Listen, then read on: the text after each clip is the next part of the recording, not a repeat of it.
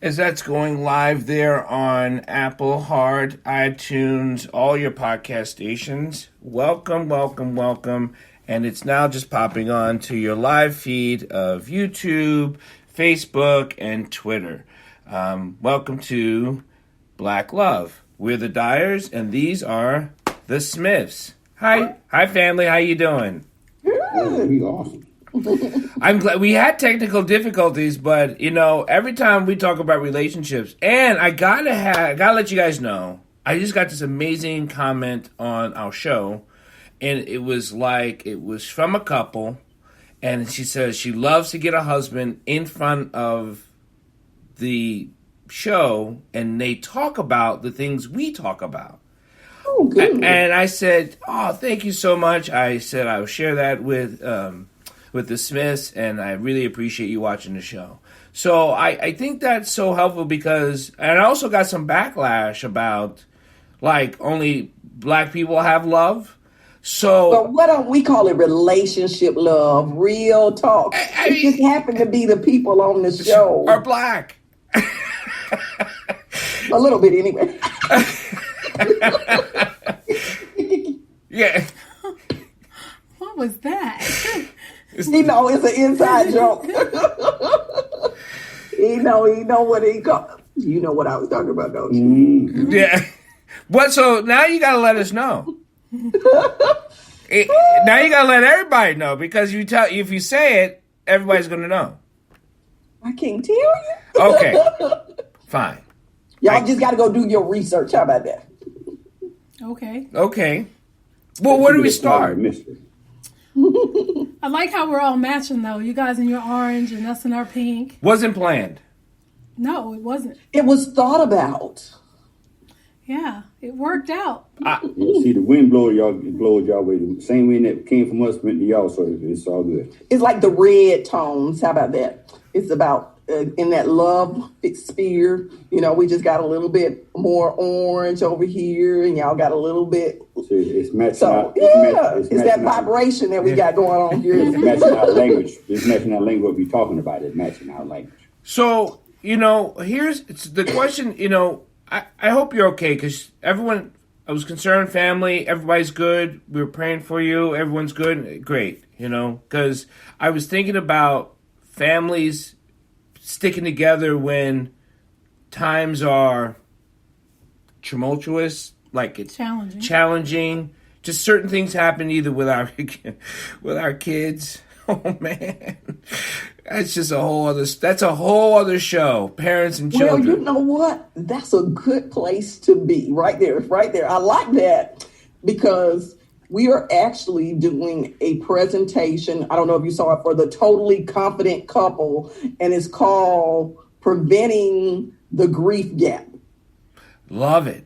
Preventing the grief gap. So that's the conversation we're having there. And when you're talking about those tumultuous situations, and just dealing with outside people, and the dynamics of how grief and death just affects everybody in your family differently. Because I got another call today. Somebody else in my family has passed.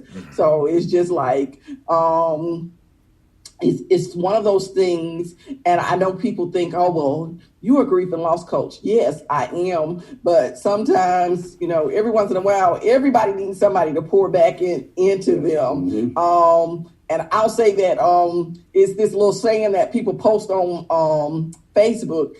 How you check and see who really riding with you is when you run out of gas. How many people willing to get out and push you to the gas station, So that's the key. Sometimes all of us need to be pushed to the gas station. Sometimes we even need somebody else to pay for the gas and drive us the rest of the way. Mm-hmm. So, I say that not because I am immune to people passing away. I just have a strategy in my life not to get me caught and stuck in that place. I'm able to move forward probably quicker than other people, because at this point of life, I've had so much traumatic. So the call doesn't stress me out as much.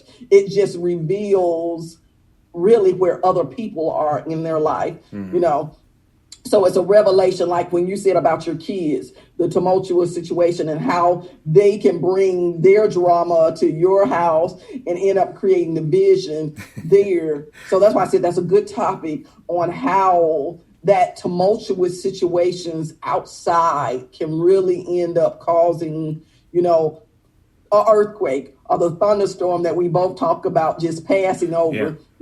How did we react to that thunderstorm? A lot of people, when they hear thunder and light, the first thing they do is say, I got to get off the phone with you. Let's turn off the TVs. Let's turn off the computers. A lot of people run through the house because, old school, you turn all that stuff off because, if, the electricity going to hit the house, everything going to get hit.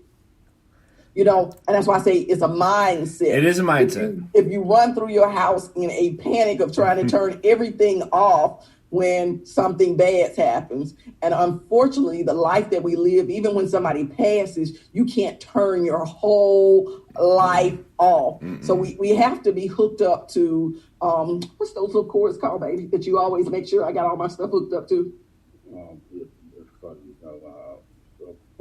Can't think of no thing to say. The surge protector? The surge protector? Huh? The surge protectors? Surge protectors. Help us out. Woo, woo, woo. Yeah. And so we were just talking about in your relationship, you have to have surge protectors. And that's kind of where I was going. We got to have those surge protectors in our relationship where we know we plugged into something no matter what goes on or what happens around us, or even if it comes to our house. The things that are valuable to us will be are protected. Mm-hmm. So when you were saying that, that's what it kind of made me think about. So I know I just went on kind of a little rampage, but I want couples that are watching this to think about, what are their surge protectors in their relationships? Or do they, every time a thunderstorm come around, do you have to, rebuy everything? Do you have to go to your electrical box and switch everything on and off, or do you have to replace your computers, your phones, or do you just go in a panic mode and shut your whole life down while the storm is going on? That's another good. Let me say one thing. I'm off topic, but this is called freelancing. And to add to my wife and what you were saying about the family, I got two topics, but I'm just going to say the main thing. I was talking to a gentleman this morning. Got a car ready for a mission, get the mission done. And he says parents been married for 56 years. Wow. And his wife died after 56 years. And that part didn't bother me. So I just kept talking to him and kept talking to him, and he kept talking to me. He said, my father is miserable. I mean, he can't stand nobody. He rejects everybody. He just a mean old man. Don't want to be bothered with nobody. Then when you start talking like that, then my blood pressure start boiling. I said, okay, good. He got me talking now. He got my attention now. My point is, man, you got to remember these couples been together for 56 years. That's the only people they know. Yeah. And their relationship was bonding. I mean, strong. One was good friend, good understanding each other, love each other to the max. And that's their livelihood, man. One leave, then the other just go in self-destruct mode. What I mean by self-destruct mode, that's the only thing they know. They put all their investment into that person. Mm-hmm. But what got me kind of stirred with him and start me talking to him, and after I got through talking to him, he said, well, I see your point. He said, nobody wants to be around him.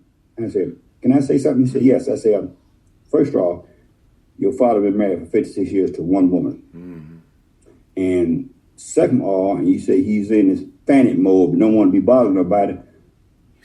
You ain't never been in his shoes. He's grieving. And you don't know what he's going through. And he said, but that's my mom. I said, it's a different. Mm-hmm. You got a different relationship with your mom. He got with his wife. And say, you don't know what's involved in the relationship, why he taking so. And now you can tell if he was just married to her for material stuff and she was nice looking stuff like, well, she gone, I'm going to get somebody else. Nah, your daddy is really heartbroken, mentally, physically, and spiritually. Mm-hmm. Now, for you to be able to understand what your daddy said, don't look at him because she all grouchy. Don't have that in your mind. Don't go be saying hateful stuff toward him and say he don't want to be bothered about it. What you need to do is check on his emotions. Mm-hmm. Just don't try to challenge him on nothing. Just you go home to him and you ain't even got to say nothing. Just sit there with him. Yep. Just sit there with him. Just sit there and look at him. You ain't even got to say a word. You ain't got to say a word. Excuse me, somebody ring the doorbell. I'm gonna go through somebody's notes. You know, we gotta put a sign outside our door that say streaming time. It's a grieving issue, and I don't know why people have a hard time not allowing people or having the understanding, even if you don't understand it, but the space to grieve. Like everyone has, there's a space to it. It disturbs me because Memorial Day just passed. Before, most people don't know there's a background. We had an issue with background, and anyway, I had a memorial of the Stones and of Arlington. And Monday, I was sad on Monday because the way people view Memorial Day, they look at it as a celebration, not as a memorial to remember those who have passed, who have died, who have fallen, whatever. They're not alive. And we're not, and most people are looking at barbecues and celebration. I'm saddened by that fact. I think a lot of people get confused with Memorial Day and Veterans Day, and then as a world, we make all holidays are commercialized now, that we really lose the point that's behind a lot of them. And that's why I say we've commercialized so much that we don't give people the space to understand what Memorial Day really means. Because it's a place where we have a remembrance of the people who have passed that served, not just everybody that served. That's what Veterans Day is about. All the people that have served. Memorial Day is about the people who gave their life in service. So it is a group of people who are really mourning. They aren't barbecuing. They aren't celebrating. They are actually, like the picture you see, is you had the Arlington Cemetery. But even on that note, I like to make people understand when we make days like that, we have to remember we cannot isolate people's grief to that one day. Right. And then even saying that, like my husband's saying, the biggest thing and the best thing you can do with people is just sit with them. Sit with them so that you can understand what's going on with them. And so a lot of times on Memorial Day, none of those conversations have had. Even in media, you still saw everybody posting the same. And that's why I don't really post holiday stuff on my social media, because first of all, it's not a holiday. Right. Why are we celebrating death? Why are we getting people trapped at a headstone, at a memorial to begin with? And why are we symbolizing that when we're supposed to be teaching people how to heal and move forward? Right. So I think any of these days, like the 911, because I know that's coming up, and people are going to be doing the same concept again as Memorial Day. And the thing is, it's supposed to be some place where we're trying to help people heal and not help people get caught at a place, at a day, but understand how we can really grieve and process. So we aren't getting people saying, woe is me, I lost my husband to the military, or I lost my spouse to this particular situation, or I lost my son to this situation. What have we built beyond that as each individual? So it'd be great if that day was spent having interviews and with conversations people who had lost somebody because of this, and actually talked about the life after the loss. Not talk about the pain of it, but actually talked about how they stepped beyond that and how it benefited them. Because a lot of people always are in that woe is me place.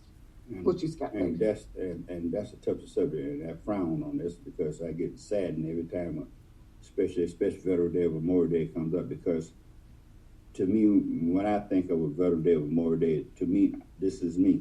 They're all one. When I mean say they are one, we need as my wife was saying, we need to have a consolation. I'm not saying the word right. Consolation with the one that's living, that done been in the service, done been through World War I, or whatever war they was in. We need to concentrate on them because they are living, and they dying each and every day. I get so sad that when I go out downtown, or I'm going down on the service car, and I see a whole bunch, about 80 or 90 tents sitting inside the cotton picking road, and doggone about 85% of them folks sitting in the tent is veterans. Yeah. And we go out there into the memorial service and worship that. But that's, to me, That's not the focus point where we need to be at. Yeah, they serve this country, but you still got folks alive today, still serving this country. You don't went over and did what you had to do. You don't come back to America, and they got you sleeping outside. To me, a veteran never should be without a home. A veteran should never be without a job. So or a meal. A meal. That's a poor excuse for being call us American citizen, that we got these folks sitting outside the road. So that's where we need to be focus point. Go to them, talk to them, help them out, and that's my feeling about it. I feel sorry about that. So focusing on the living. Yeah, and on the living, yeah. And that's why our ministry really is about keeping things alive. Right. I mean, we got so many. I mean, I know I said I'm a grief and loss coach, but it's about the living person. Right. You know, even we even have it kind of twisted when we're talking about memorials and funerals. We always talk about paying our respects to the dead. What are we paying to the dead? I mean, they don't know that you showed up, so it should be really support to the living. Or are you just showing up because is it become a fashion show, or is it fashionable or trendy for you to be somewhere? And I mean, I'm just let's have these conversations, because people are putting a whole lot of time and effort into a lot of functions, and they don't bless the people that they're showing up for. So, I mean, like, we started this conversation and talking about the things of the trauma that our kids or our family members are going through. Okay, what are we doing besides putting on our talk? How do we actually show up for these people? What are we doing different? Like I say, why are we paying respects to the dead? What does that mean? What does that even, when we look at it? Because if we talk about scriptures, it says, let the dead bury the dead. So what are we paying our respects to? Yes, we're having a celebration to respect the life that they had, but are you spending all the money that you got to pay respects to the dead, and the living can't continue to live? So we need to prioritize and shift some of how we're thinking about funerals, how we're thinking about grief. And I know funerals are a big money making business. I do know that. So I'm not, talking against anybody who's in that business, but we need to shift it so that we're making sure that the people are still living, we're actually providing something and some support for them so they can actually progress forward, some balance in this thing. Every week we had, when a church that we were going to, I ran a grief group at the church, and it was about having those conversations, just to the living, like you said. And I always say I teach the living science. I don't teach the dead science. I teach the living science, learning how to live, because there's still nuances that we have to learn how to do so we're better at doing it. Not better at just being better, but better at living better. You know what I mean? Yeah. So, and it seems redundant, but it's not, because for me to be better at living, I have to be better. Yes. And my grandma always, it's the same, and my grandma used to say it all the time. She said, bring me flowers while I'm living. Don't bring me no flowers while I'm dead, because I can't see them. Bring them while I'm living. My point is, show love to the people that is living now. Right, you get people I can go long on about it, but everybody.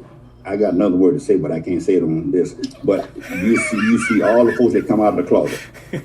Everybody comes out of the closet, and about 95 of them just nosy people. And that's why I say it just becomes a show and a performance. And we've gotten so used to that show and performance. And if people don't show up for the show and the performance, we actually think they're dysfunctional. So, is it something to do with the movies? Like, with entertainment, it seems like, to me, entertainment has hurt culture and communication. I watch some things on. I don't watch really much TV. I'm a sports fan, and we watch crime shows. But regular TV, I just don't get, because some of the conversations don't make any sense to me. But when it goes back to like movies, they kind of make fun of death and these shows, and I know there's comical things that can happen, but that has a lot to do with grief and the process of your sorrow. Why things get miscooked or undercooked or overcooked, and there's these it bothers me to watch some of these shows when they have a comedic view at it.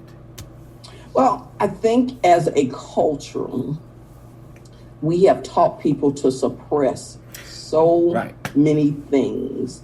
And when I say a culture, I mean the United States. Right. I don't mean us as, we said this was black love, but I mean as the United States. When we talk about, loving somebody, we go to deep love, but then when they pass away, we don't know how to still have love for that person and still have love for other people, because we have not been taught that, okay, you can love the dead, but you have to also love the living. It's almost like we feel like in homage to them, we need to pack away our lives so that they believe we really love them. We got to suppress a part of ourselves. So it is, this movement where, and I think COVID really brought it about, where we need to normalize grief, because a lot of people did not get to grieve the normal big funerals or the see everybody. So it is something that a discussion has to be had. How are you inwardly dealing with this when you cannot have the actual show? How do you have closure without the show? How do you, so when you don't get the tombstone, when you don't get to stand out, when you don't have the church ceremony, when the whole package is not provided, how do you deal with self? And the thing is, nobody ever dealt with that. Basically, everybody says once the casket is closed, the person is put in the ground, this is where you're supposed to cut it off, and that is the end of it. But that has absolutely nothing to do with grief. No. And so those are components that we really need to speak about. And I mean, I have a whole workshop that I go through, workbook that I developed for that. So, I mean, I take people through some deep stuff they probably don't even want to talk about. But I mean, because most of the people don't realize grief actually reveals stuff in you that you didn't even know was deep, because a lot of times the person who was alive was allowing you and babysitting some of those things. And when they passed away, now you have to really deal with some of your own issues upon that. And that's what I've realized, as I, go to different funerals, show up at hospice for people, it is really themselves they have to deal with, not the passing of a loved one. A lot of times people have made peace with the passing, they just have not made peace with who are they going to become now without that person. I want to say one thing, and grief wouldn't be so hard. You have to understand this in real life living now. It's called life rules. Our wife or husband, mom or dad or sister and brother prepares for the ongoing. We getting prepared for it. We already, but what holds us back, we don't want to talk about it. No, you're not going away. No, ain't not gonna happen to you. But in sense that they preparing for their passing, this is what you need to do how to do. This is what you got to do it this way. You got to do it this way. You got to do it this way. Because I'm not gonna be, because I'm a living example. Because after 32 years I was married, my wife knows she was leaving, but she was teaching me, but I didn't want to hear that. And then when she left, I freaked out, because everything she said came true. I was lost. I didn't know nothing. I didn't know which way to go, and that made life miserable for me, because I didn't open my mind, didn't open my ears. I didn't sit down and listen to what she was talking about, because it's a touchy subject. So this is what we need to do when your loved one sitting down talking to you. We have to really observe. We have to really get a legal pad and sit and write stuff down. And because I didn't know how to pay bills, I didn't know how she was paying bills. I didn't know what checking account to use. I didn't know what credit card to use for a certain bill. I just was. But now ask the question, do you know how to do it now? He's better at it. I'm working. It's a work in progress. But my point is, we got to get prepared for this. Work in progress, work in progress. That's right, y'all. Well, because I know exactly how he feels, because my first wife passed away. And there was a lot. I mean, I'm talking about he took y'all through that like he had learned.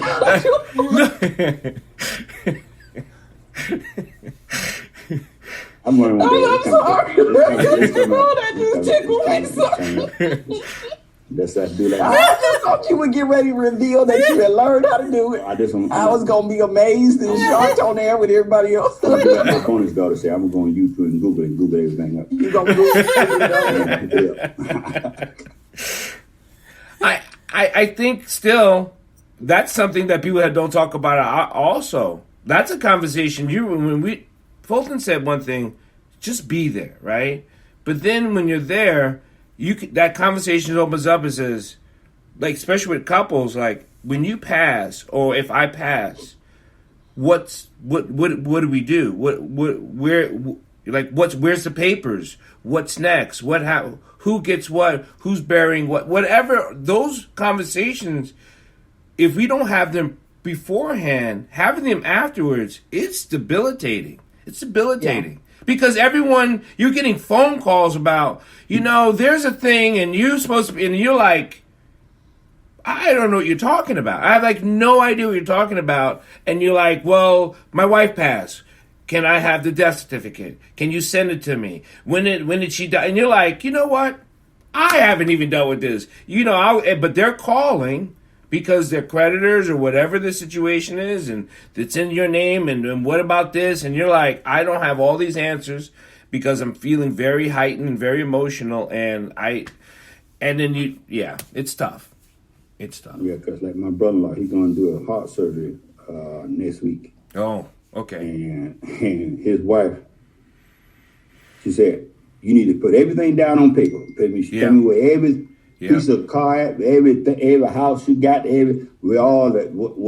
need everything down on a piece of paper or either in the computer. I need to know everything because you don't know what happened when you come out of the hospital.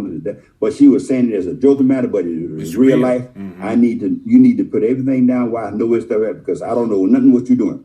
And he said it was a joking matter, but that's like it opens up your eyes. Yeah, it's open up your eyes. So we have to face that. And we don't want to face it. But that's something we must do. And I'm going to say this, not just as couples, we need to prepare our kids. We need to prepare our other family. I've been having this conversation with my kids since they were 13 years old. And I know y'all say that's morbid. No. But the actuality, a lot of times we don't sit and have this conversation. And when it happens, they have no preparation, not just in their minds. They have no idea what you've been doing. Mm-hmm. So what is it that you prepared? And I've told them already, I said, don't rush home. I said, because I'm going to be in the same place when you get there.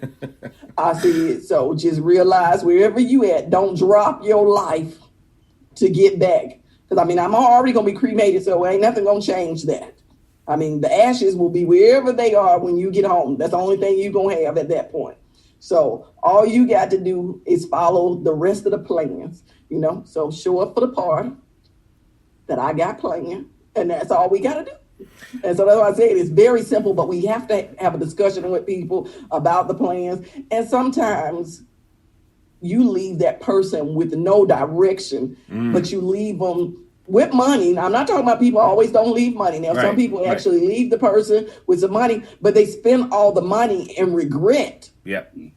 And they end up spending it every last dime on the funeral because you gave them no direction. And the money was supposed to help the living, not supposed to spend it all on burying that person. And we've all seen lavish funerals. Don't get me wrong. If that's what they asked for, and that was their final wishes, great and wonderful. But make sure you left the finances to take care of that. But if people are going through the trouble of getting insurance to leave you money so your life can be a little bit easier, don't put it all in the ground. Right. So that's what I'm saying. Make sure there is a plan and the discussion so that your kids don't, it's like, oh, mama left us all this money. She wants us to spend it on, making sure she has a great burial or, no, I had a great life. That's why I left it for you. So you could have a great life too. So understanding those dynamics, we should have a discussion. And my husband hates it when I talk about, if I don't wake up tomorrow morning, what are you going to do? He cringes every time I say that. But I say it out of, a real place. Because I say, okay, if I don't wake up in the morning, what you going to eat? He be like, I don't know. I haven't figured that out yet. So I'm like, okay, if I don't wake up in the morning, how are you going to pay the bills? Because you don't, it's like, just the simple things. And I always tell them, well, I got them written down in this place and they're in this place. All you got to do is pick up the phone and there's an app for this and an app for that, So it's just the thing. And you do have to have those conversations over and over again. You have to make sometimes in your relationship somebody uncomfortable to be comfortable, so you can get to the things that really need to be discussed. And we talked about that before. We're closer to the end than we're closer to the beginning and the reality of our age. And we all need to embrace that. We don't talk about it because we feel like we're going to live whatever forever is. But forever is in our spiritual place. So, and that's the key really in our relationships, is to kind of really build that spiritual connection. And I'm gonna tell you, a ongoing joke is, I know y'all know my husband posts real talk every day on his Facebook page. In his phone, I know he has probably 2 years worth of research in there. I could pretend to be him for the next 2 years if I had to be. And that's the thing. He said, well, if I stop posting on Facebook and I stop sending out text messages, people would know I wasn't here. I said, well, I can post for them. Yeah, you can post for If you just want to stay alive on social media, I can post for the next 2 years. But so, and I mean, I'm saying that because, who is it that we, who are we really doing this life for? Who are we out here encouraging? Who are we uplifting? And I probably would keep his page up until I bring it out of everything that he has written, because at some point he looked it up, he categorized it, he put it in his phone. So I would make sure that everybody was, blessed with whatever he took the time to write. But at that same time, people need to understand when somebody takes a break or take a pause, understand that they still love them. But everybody needs the space, even in our relationships. I mean, we don't get to this whole, I know a lot of people believe you need a whole vacation from your husband. Each his own. We don't do all of that because we just too old for that. We just got so past that because first of all, we realize life is too short. Yeah. If I'm gonna die with you. I'm not gonna die off with no strangers. That's just where life is, just too short. Anything can happen. So that's my rule of life. If I'm gonna die, I'm gonna die with you. That's just simple as it can be. But at the same time, everybody takes that breaks for different reasons, because where they are, they have different circles in their lives, different important. Because, I know a lot of people do girlfriend trips, they do friends trips, but, that's each his own. But you just make sure those trips do not take away from the time that you need from in your own relationship. So if you're spending more time, nurturing those relationships than the real relationship that you're supposed to be one with, just making sure everybody's balancing that out. I surely believe in prioritizing. I really don't like the word balance. Prioritizing those things. I like balance over prioritizing because I don't like the number thing. Well, and the only reason I say not balance, because there was really no such thing as balance, because ultimately some things do weigh more than other things. If something carries more weight than something else. So that's why I say prioritize. And when you prioritize, we think about the basic 3 priorities in scripture. And then as God is the heaviest thing in our lives, is supposed to be the biggest thing. Then ourselves are supposed to be secondary. And then when we think about that, next is our marriage is supposed to be on that level when we talk about others first, our marriage ministry. And so that's what I mean, prioritize. Gotcha. Okay. Prioritize according to the hierarchy of the biblical scripture that God has given us. And if we put everything in there, so before we get ready to do something, will God be pleased with this? Is this something that I will be pleased with in the end? Is this something that will please my spouse? So if we can go through those 3 priority checks and say yes, yes, and yes, that means let's run with it. What if it's yes, yes, and no? Well, if it's yes, yes, and no, you need to find out and get in alignment with your marriage. Because if it's a no in your marriage, that's a negative in your marriage. That means somewhere your marriage is not aligned with God. Because if God gave you a yes on it, right, God gave you a yes on it. That means, and you gave a yes that is good. Somewhere you got to sit down and have a marriage assessment and say, okay, are we going in the same direction? Because I always, like if I ask my husband comes to me with something, the first thing I say, did God tell you that? And then he'll say, I ain't gonna lie on God. I ain't gonna lie on God. And I'll be like, okay, now let me tell you, because I'm analytical. So I'm like, okay, if this is from you better provide me all the fact of the rules, because I'm gonna have to take this back to God, and we're gonna have to do some shaking in the numbers here. But if he tells me God has already said yes and signed off on it, it's an automatic yes on the third level.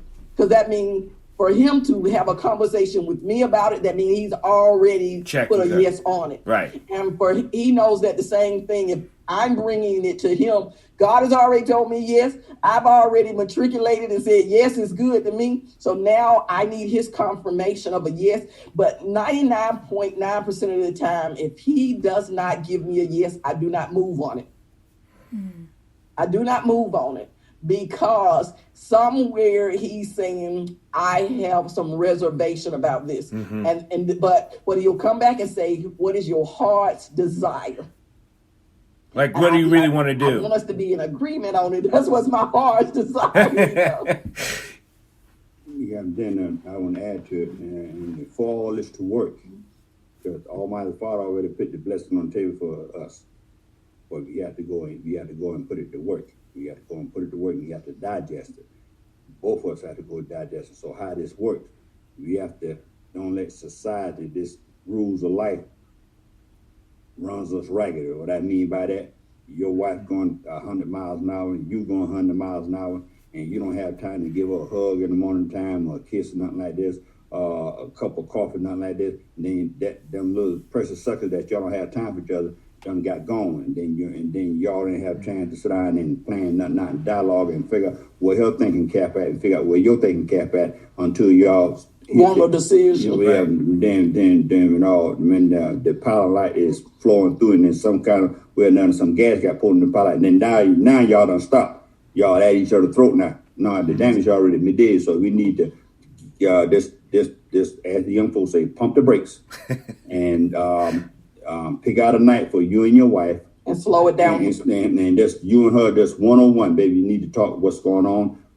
Why are you giving me a no on this? But my thing is, do not move forward. Yes. If you've received a no from your spouse. And let me tell you, when you get a yes, and you get a yes, and you get to that third conversation, and let me put some preface around that. God's yes is the most powerful yes. But I'm going to put a but behind it, because God never gives you something to do that's going to create division in your marriage. He never gives you something that's going to create division. So that means he is going to give you another way or another situation to bring this to your spouse where they can understand it. Because I can talk about some things that we have went through, and I know I brought them to my husband 6-7 years ago, and they are probably just getting yeses from him now. And he know exactly what I'm talking about too. But the thing is, I could have moved forward with them. But the thing is, it is just like, okay, so for instance, I'm going to use my 2-year-old granddaughter as the example. That's like potty training a child. Your timing for it is different. Right now. You saying yes. Okay, so you go put them on real live underwear. But what you end up with is a car full of poop.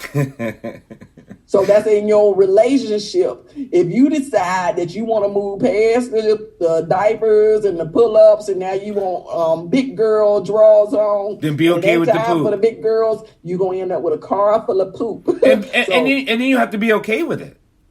Yeah, and that's why I said, but then don't be mad. That's right. Don't be mad. Right. Because you forced an issue that the person had to mature and grow to. Because sometimes we confuse God, yes, with do it right now. Yes might mean hold on and wait till I provide all the provision or till I work on your mate. Yes, it's a great idea. Yes, it's something great to do. Yes, I'm going to give it to you. But not right now. And that's the whole thing. We have to make sure that we're moving according to God's timing. So I don't want to confuse nobody in saying God is not the ultimate yes. God is the ultimate yes, but it has to be through his order and his timing. And God never gets you to do something that is going to create division in your marriage. Now, he might make y'all feel uncomfortable because that uncomfortable is for growth. For both of you all. And I mean, I'm not going to sit here and tell y'all we have been through a whole bunch of uncomfortable stuff. But at the same time, and it is funny, we were just having this conversation yesterday. If we had not went through that uncomfortable stuff, we would not be able to do the things that we do now together. We have a whole different level of respect and understanding for each other because of those things. Now, it's got to be tough for a person or a spouse to know that you've talked with God. This is something that you've cleared with God. And then for you to go against the two, it's got to be almost like it's not. You don't have to be passive aggressive in it or anything like that. But like, well, I know God said yes. I know you want it, and I'm not feeling it. But that's what we talked about before. It's your relationship with God because you have to take it with God, and God has to give you your answer for yourself, right? God gives you an answer for yourself. But the thing is, do you spend the time with your mate of discussing it so that God can work it through them? I'm telling you, I made charts. I might as well have wrote theses about what I wanted to happen. He know. I had plans out the galore of how I knew it was going to work, how it absolutely was never going to fail, how this was the blessed plan since sliced bread. And he just said, So basically, I don't want no sliced bread right now. If you can bake it, you can prove to me that this is $1 million, but I don't want no bread. I just want meat. And so think about it. We have 40 years in the wilderness for a trip that could have been 40 days. That's biblical. Yeah. So sometimes when God tells us something, it may take longer than the 40 days. It may take longer than the 40 hours. It may take longer than the 40 nights that we wanted to take. Because we both got to get in alignment to move in this same direction. And the key word, both. That's what I'm saying, we both. Because the thing is, both. Not one, I could have put all of this in motion. But the thing is, we both had to get on board to make it happen. So if it is something that is requiring a get on board with, a buy-in, a movement that will cause you all to go together, you got to wait.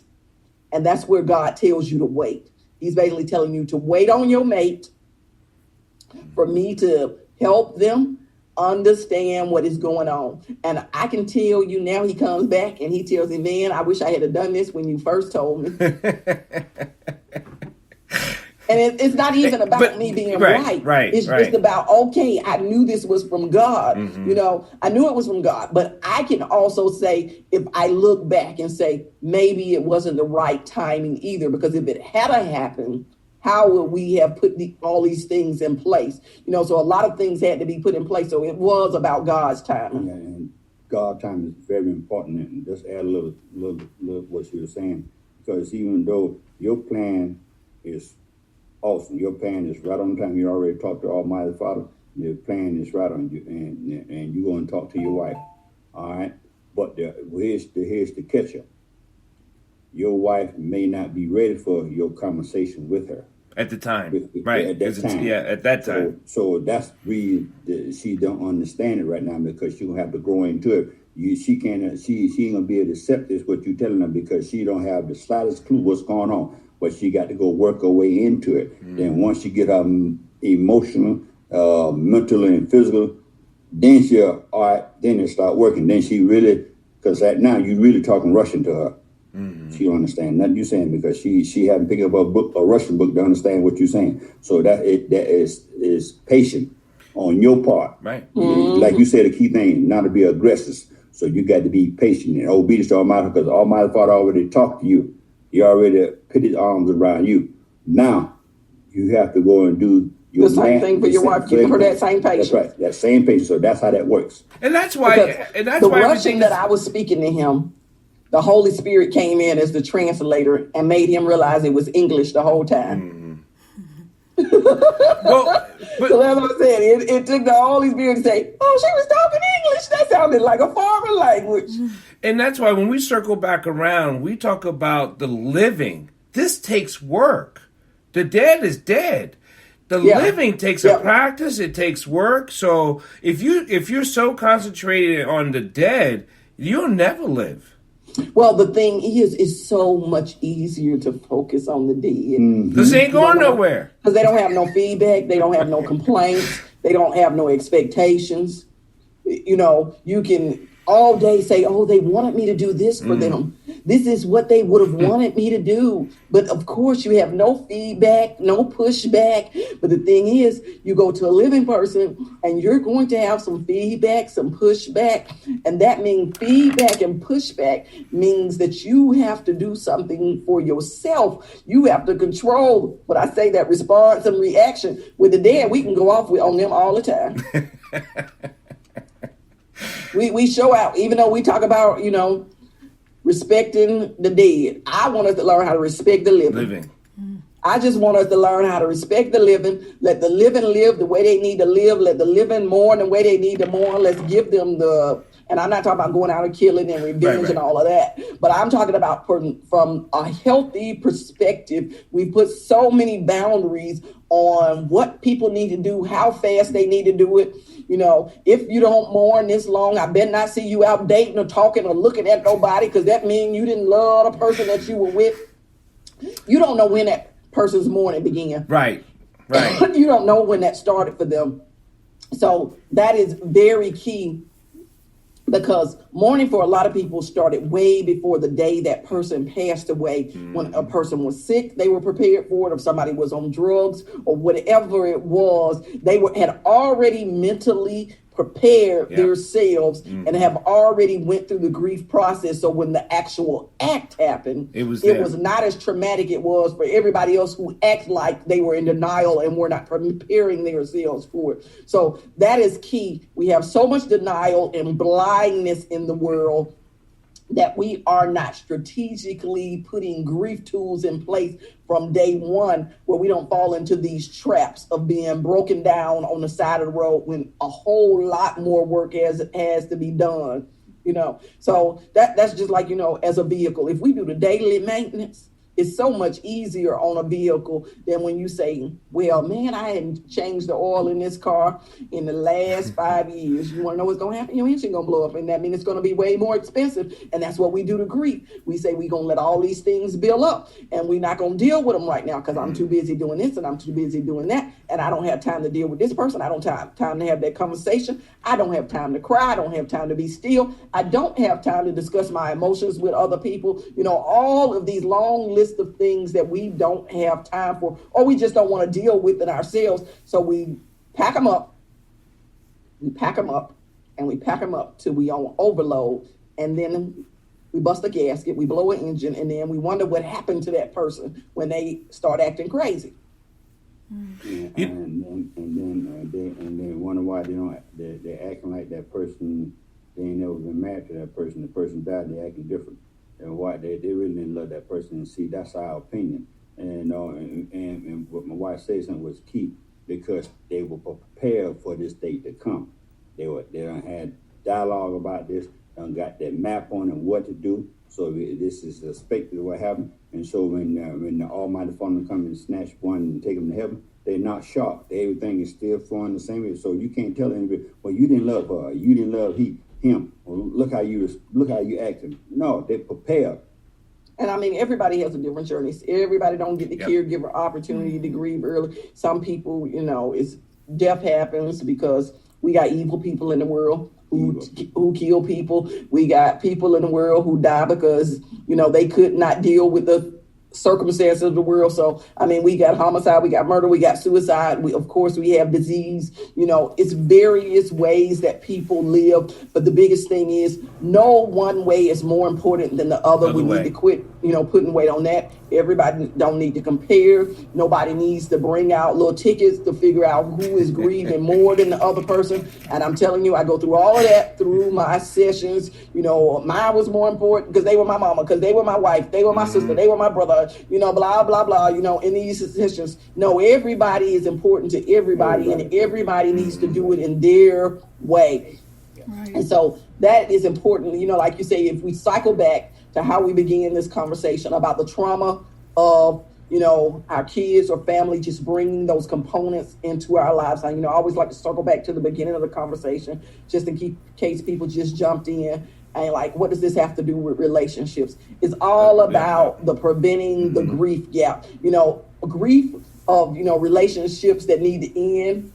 Some living people relationships we need to cut off because they need to be dead in our lives. There's some people who cause drama. We need to kill the weeds and get up some of those, and then we need to just mourn them. And, because we've had them, mourn some family members or some relatives that we just had to kill some weeds that were choking us out. Not that they're bad people. They're just bad for our relationship. Mm-hmm. And I'm going to say that, not that they're bad people. They're just bad for our relationship. So just in case some lovely people are watching that y'all feel like y'all were weeds, don't take it personally, And the other thing, they could be just bad people for you. Even for the relationship. That's what I'm saying, for our relationship. Yeah. Because you could not support what we were doing or going through. And that's the thing. You have to have people around. And when I say that support, I don't mean fakery support.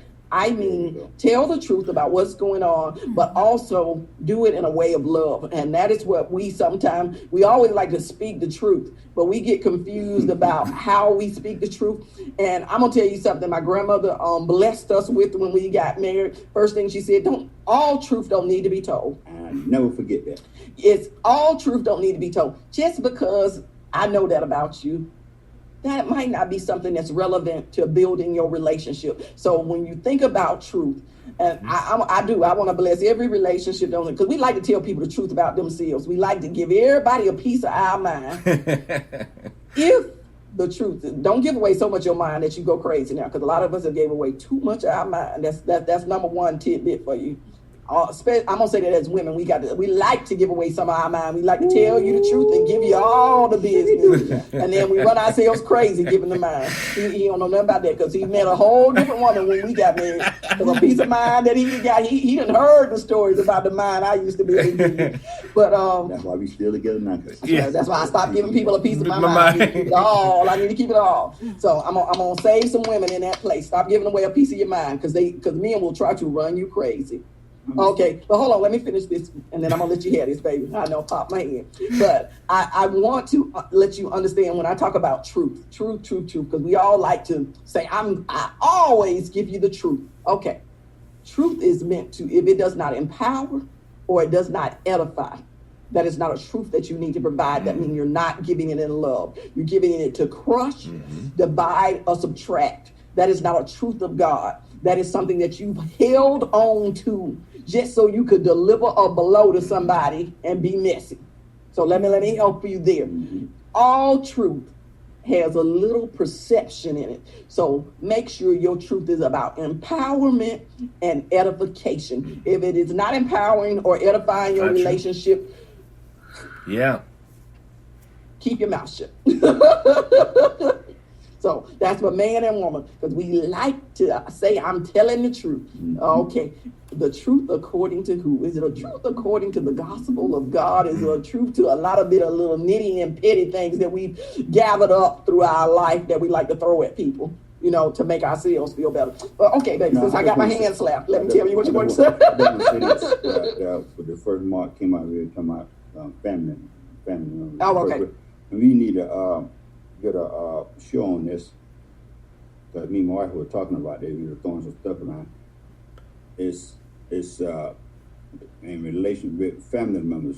We need to discuss this a big difference between family being a family member and having a relationship with them. So we needed some kind of way to put that in there in the future. We need to talk about that. We need to, if it left up to me, we can talk that about a couple of hours. I know we ain't got that long, but we need to get that because that's very important because you got so much family without relationships. That's right. And that's just like relationship with God. You know, people say, "Oh, I got a relationship because I know your name or I know your phone number. That's I not know a where you relationship. live or I was there when you were born." Okay. So we need to work. But what you know about me now? We need to work on that because that's an awesome topic. We need to work on that because we have a lot of misunderstanding folks.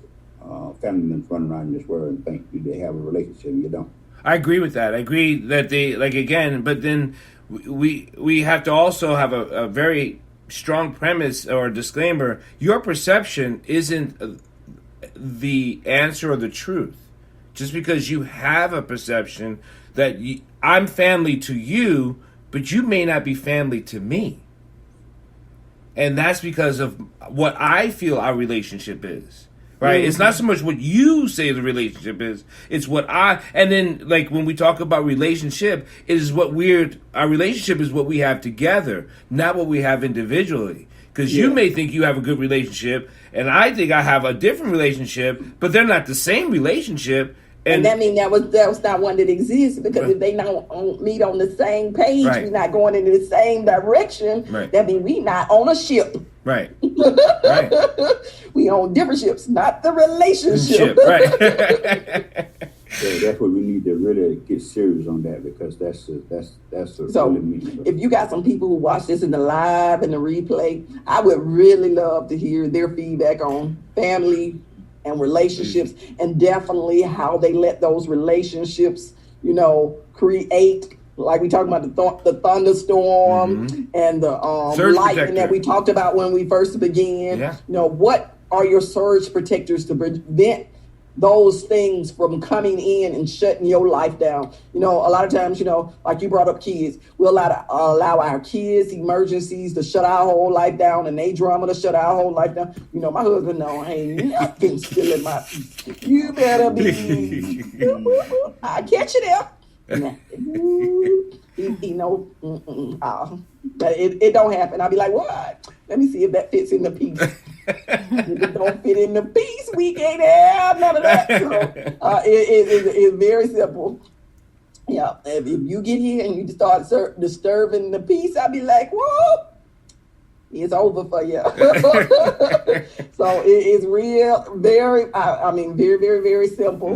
And I know people listen to it and be like, oh, she is so difficult. I'm telling you, I will allow you to run the gamut before my piece runs out. I have a long stretch of peace. But my thing is, please just don't run it to the end. Just don't run it to the end. And I got a long subject about that, but that's because he always tell me I got too much peace. I got too much. He'd be like, whoa, did you get him a lot of rope? Yeah, but I give you a lot of rope. Make sure you can hang yourself good. Every Thursday, 7:30, Black Love, conversation with the Dyers and the Smiths. We'll see everyone. Again, if you go to iHeartRadio, you go to Bridges Live, and it's show number 88. I want to mention that when you go on to iHeartRadio. This is what's funny about podcasts is that I've done about over 400 shows with iHeartRadio, and so it's on its third 88. So this show, Bridges Live, show 88 is Black Love Conversation. Of course, you can get it on the YouTube channel and replay. Man, thank you. God bless. And you guys have a great night. We'll see you next week. Yes. Love you guys. Love you. Be safe. You. Bye-bye. Hit that here.